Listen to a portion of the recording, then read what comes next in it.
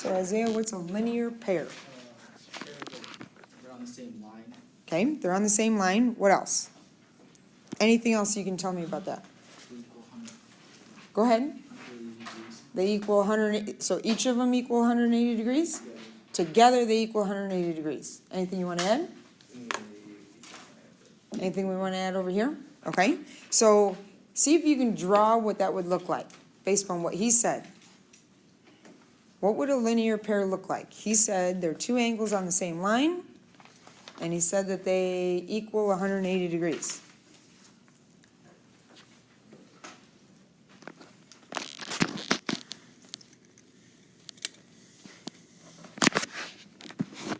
All right, so Lizette's gonna draw hers, so she's drawing a straight line.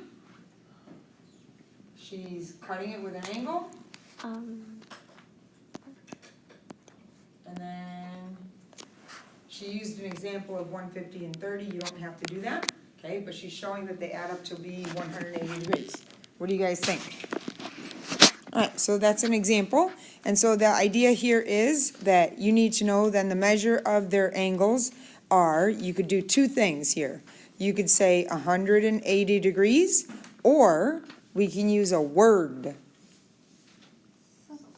There you go, supplementary. Okay, because remember that supplementary means 180, all right? Now, reviewing. Can anybody tell me the difference between linear pair and supplementary? What's the difference? Kennedy? For a linear pair, they have to be in the same line, but for supplementary, they can just be next to each other. Okay, Alex, what do you think? What she said? Anybody over here?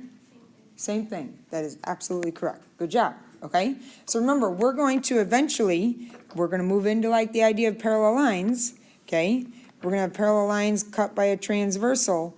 This angle and this angle are going to be supplementary, but they are not a linear pair because they're not next to each other. Okay, does that make sense? So that's the difference between the two. Okay, all right. Next one, we've got our vertical angle conjecture. Sorry. If two angles are vertical angles, then they are equal. Isaiah? Yeah. Equal? The same? The same? Equal? I'm also looking for another word. Congruent. Congruent. Okay? So equal, congruent, the same.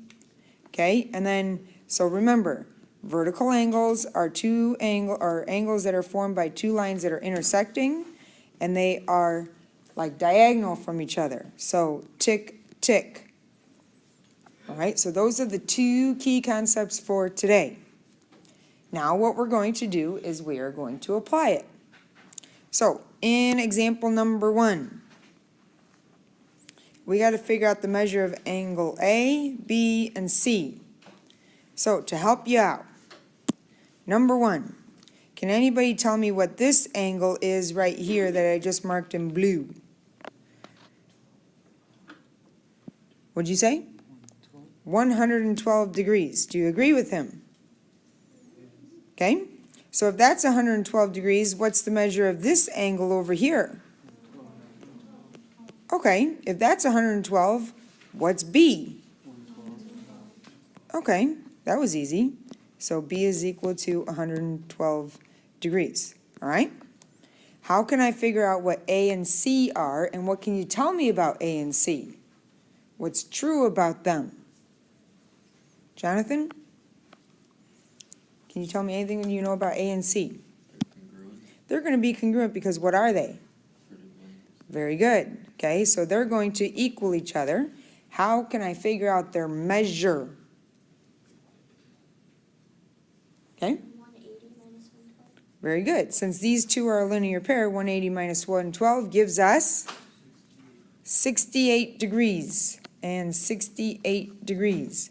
So A is equal to 68 degrees and C is equal to 68 degrees.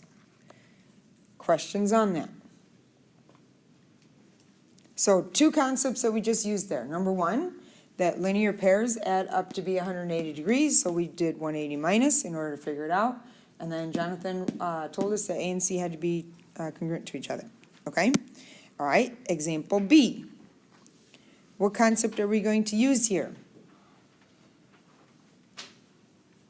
Yeah, Like they're supplementary. okay, so they're all supplementary, which means that we're gonna do what? It's gonna equal one. So how are we gonna figure that out? Add 30, 15, subtract 1. All right, so 180 minus 15 minus 38 is equal to A. He said to add these together and then subtract from 180, however you want to do it. Kennedy, Did it a different way? you did it a different way. I don't know how to explain it. Okay, So, can I show you it? sure. I did it like that, like this, this was right angle. Okay. I subtracted Okay. 90, and then I added it together.